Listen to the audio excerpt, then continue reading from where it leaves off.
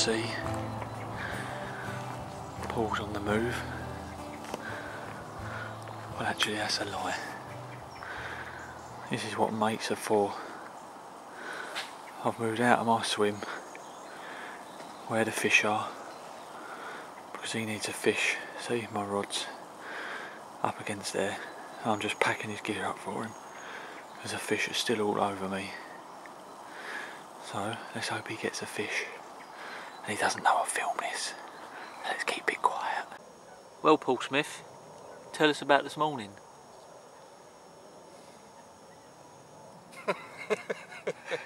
Don't want to.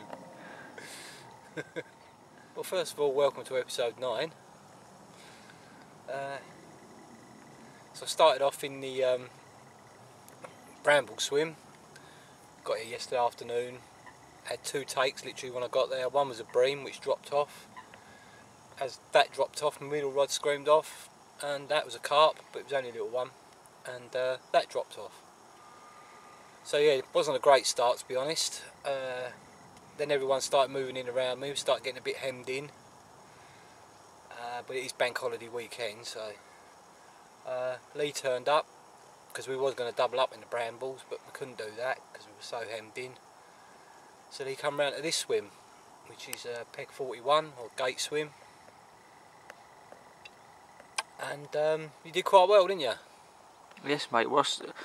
I was thinking about moving in next to you, but with the amount of people spodding, spomming, casting lines out everywhere and sundry, not really, again, giving too much to the etiquette side of things. Just, I'm going to throw my marker rod into the horizon. Where it lands, I'm going to fish. If you don't like it, tough doodah type thing. So, because I've not been on the bank for 3 weeks, I thought I'd have a little look round. Because originally Paul had all the fish in front of him, didn't you, Paul? Yeah. Jumping around. I had a little look up the top end, saw nobody was around. Come right up here on my Jack Jones, saw fish, and I had 2 last night, as you well see. So to get Paul a fish on the bank, I've pulled everything in, and I've moved Paul in here because there were still fish here this morning. Quite a few of them, to be honest, crashing around in that water in front of you, as you can see. So Paul's on my bait, on my spots. Is that a bird or is that fish? No, it's a carp. Right in the corner though. There we go, look, right in the corner. I'll just try and zoom that in for you.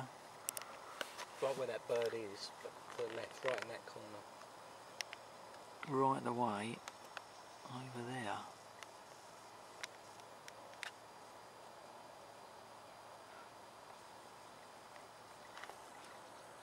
That's where they'll be, jumping out. Sorry about my poor camera work at this moment in time. I'm trying to do it sitting on my bed. Yeah, off those trees. But they move out of there, they pick up your bait. So we're probably in the ripples, or Paul's baits are in the ripples because that's where I had mine. And that wind is blowing in here again. And the wind's changed, which is blowing up here. So let's pan you back out.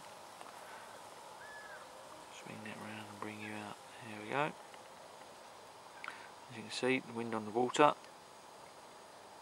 Angling pressure in the main bowl of the lake is immense. So let's hope we bring some fish up here for Paul. Get his duck. Can I just say, guaranteed, now I've moved in here, everything will bugger off on the other end. Because I was just saying to Lee, if I fell in a bed of roses, I'd end up smelling of shit at the moment. Yeah, well, let's hope he has one. He's on the S7s that I've had to fish on, 2 last night. He's fishing over my baited spot, so technically he should have a fish. We hope. Yeah, what we'll do now is we'll show you the footage of those 2 fish, yeah? Yeah, let's do that. Right, that's these 2 fish coming up now. Here we have a 2712 mirror on my return to the lakes after a 3-week absence. Can't be disappointed with that. Plenty of fish showing in the night. This one's just rattled off. It had to be my right hand rod. Well done, Lee. Well pleased. Success continues. Let's get that boy one on the bank, crikey. Quickly one shot at one on the other side.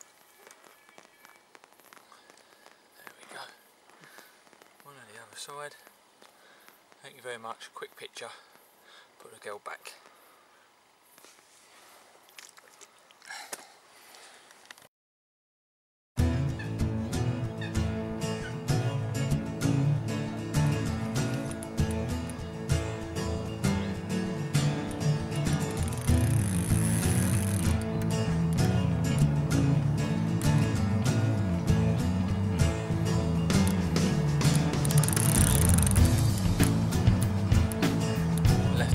Rattled off this morning.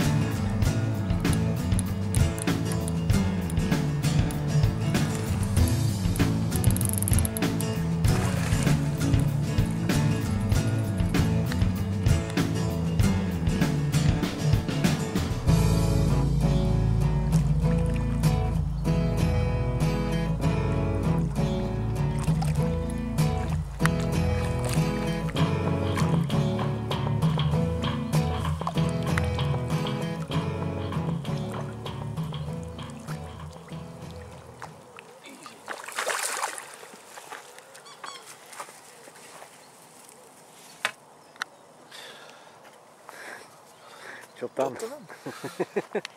£13, a little bubby. Not really bothered to weigh it, it's got to be about that, maybe a bit more. Very pretty fish. Woke me up this morning. I'll put her back. It's a Barney Rubble. Barney Rubble, that's 2 for me in just under 12 hours. Let's have a few more. Let's get Paul some on the bank, more importantly. Cracking. Bag a few more.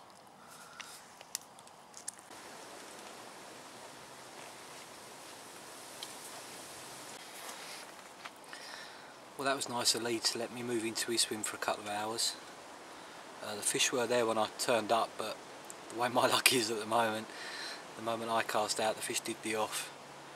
And we haven't had a take for, well, since Lee's one this morning. So I've moved into the swim next door now. I've let Lee have his swim back.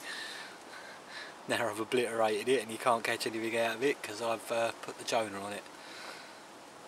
But knowing Lee's luck at the moment, now he's moved back in now, he'll have them.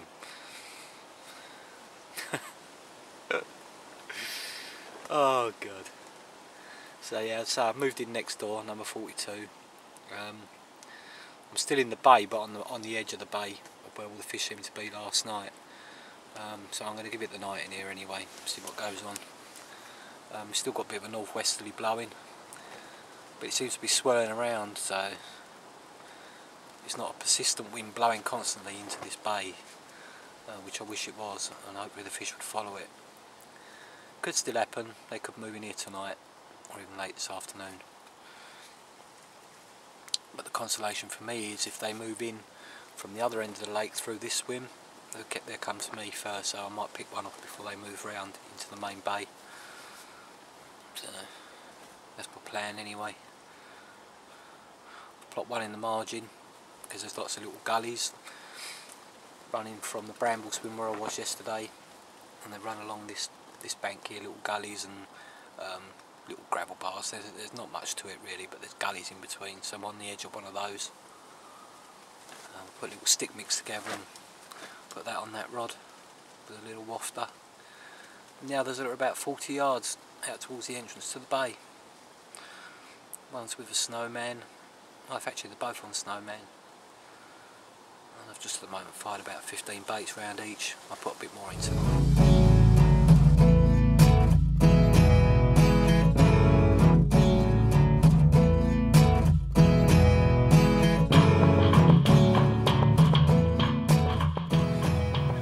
Here we have a nice little 21 pounder from this morning, just on pack up.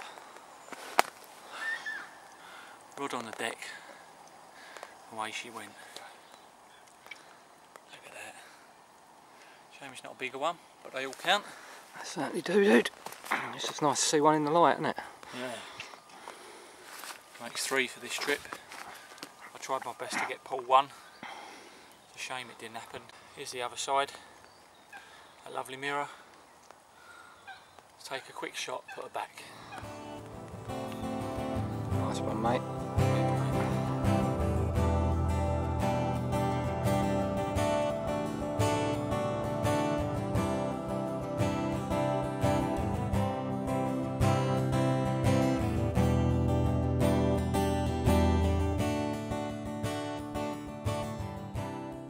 Well, my pain still continues. It's now the 30th of August, and it's the week after our trip last week, obviously, and I thought I'd give it another 24 hours. I'm in peg 32. I've been here since about 9 o'clock this morning, and I've gone back to basics, very basic rigs. Basically the end trap, inch strip back. I've changed the pattern of hooks to the Nash twisters. Very little shrink tube on the hook, shortish hairs, but the big difference is I've changed my bait. A good friend of mine, Sean, come down who's been watching my videos on YouTube, and took pity on me basically, and then he's helped me out with some DNA S7s, secret 7s, and that's what Lee's been using, and that's what he's having his success on. The Nutters, I've no doubt it's a great bait, but for me it hasn't worked through the summer. It worked really well in the cold water during the spring before they spawned, but I think the fish want fish meals, and the Nutters is a milk protein. That's just purely my opinion. Might be wrong, might be right, I don't know. So I've gone on to the S7s, the same as Lee, and see if it changes my luck. Lee come down midweek and had another good session by all accounts. Had a couple of 30s, so it's working for Lee. My luck's got to change soon. It has to, it just has to.